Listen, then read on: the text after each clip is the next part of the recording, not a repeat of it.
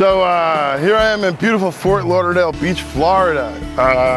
On the road to recovery, we're about to meet Michael Lieberworth, an amazing guy that really overcame many obstacles in his life and found his purpose.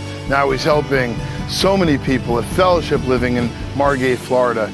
This is Michael's story.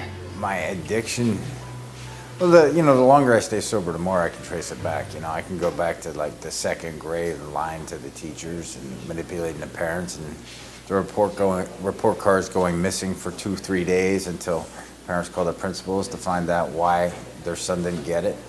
I picked up my first drink at 13, and that was the solution. That gave me that sense of comfort and feeling where I could get away from everything and I could forget about all the lies, all the manipulation, and it took off from there.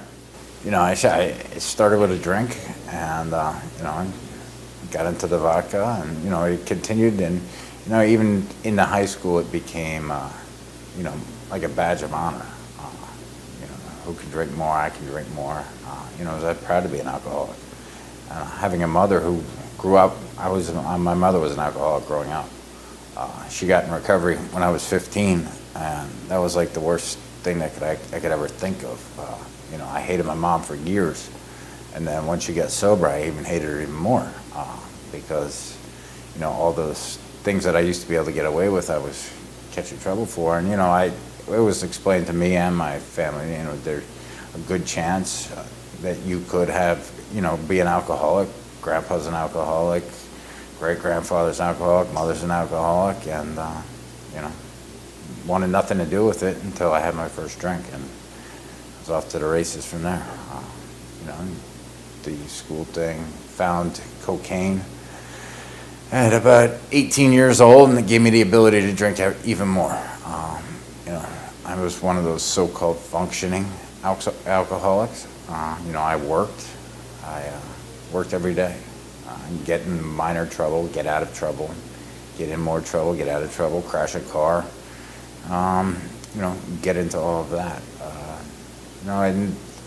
What brought me in is, I was sitting down in a business meeting, and I shook for the first time, 35 years, and I was embarrassed.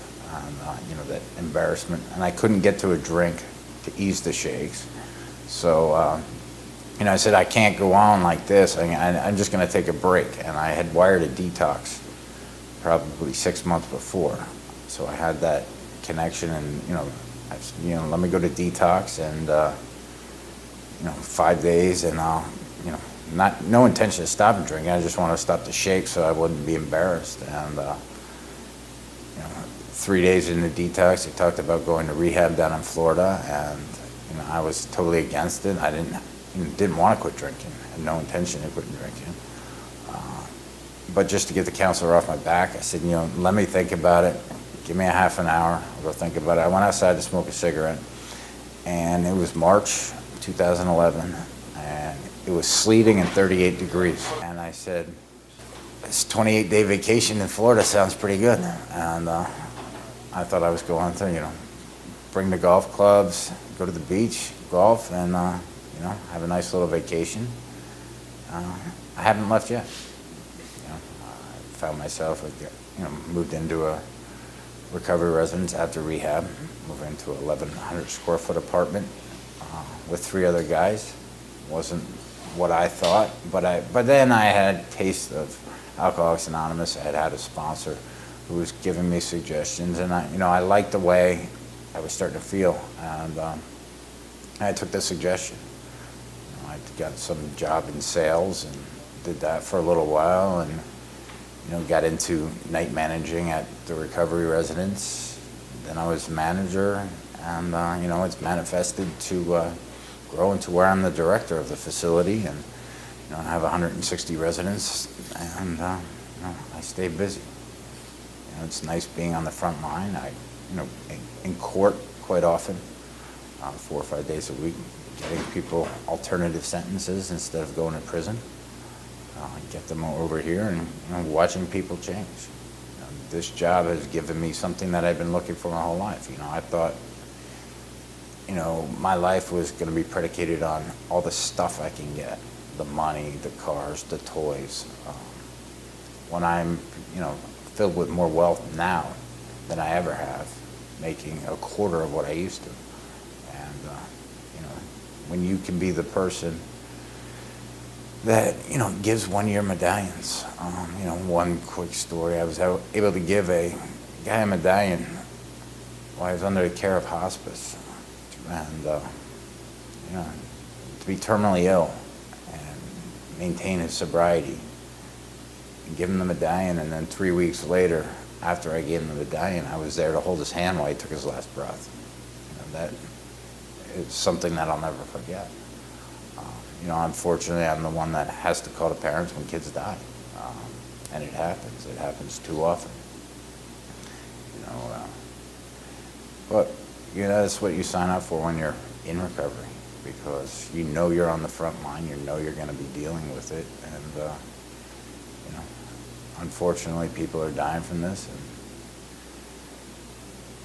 you know, it's all part of the job.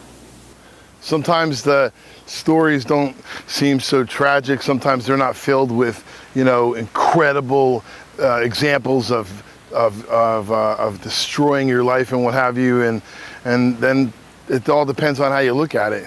But taking those obstacles, taking that that addiction, and turning it into recovery, being able to walk in those shoes and then show someone else that you have walked in those shoes, finding that path of recovery, helping someone else find theirs. That's what Michael's able to do.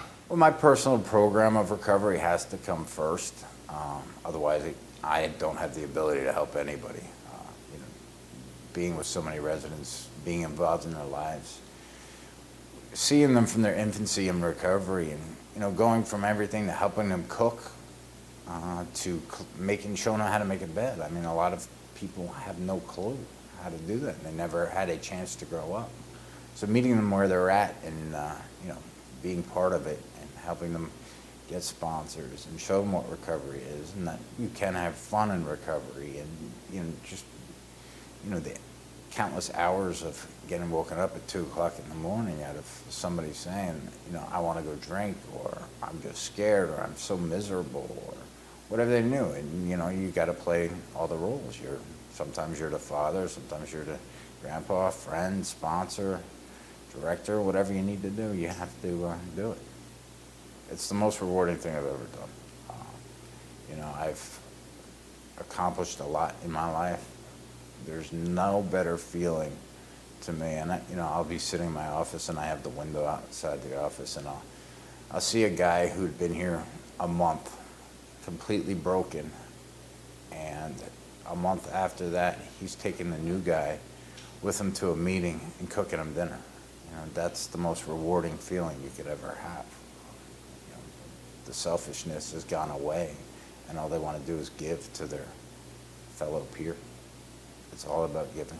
I can't give enough. You know, as soon as I keep myself out of my own ideas and make it about the next guy, I'm just another alcoholic, drug addict in recovery. I'm no different. I just have a title, and you know, the more I can give, the better off these guys are. You know, I give them hope that it can change. I've been there. I had no intentions of drinking. I didn't want to stop drinking. I didn't, you know, want to stop drugging. I thought, you know, I was going to live the life of a rock star, and if I die at 40, I die at 40. You know, it's just the way it was going to be. You know, I give them hope, though, because I had a person that had no intention of quitting drinking, and a person that had no clue on what the opportunities recovery could give to me, sharing that experience and giving them the hope that it does get better. And, you know, it's not always going to be easy. It's still life, and we just, you know, work through it, and we work through it together, and that's the biggest thing. So Michael's really been one of my role models. I'm so glad I was able to share his story with you. He's another example of how we can find recovery, not only find it for ourselves, but help other people find it. And that's what we need to do. And we'll see you on the next episode of On the Road to Recovery. I'm Michael De Leon.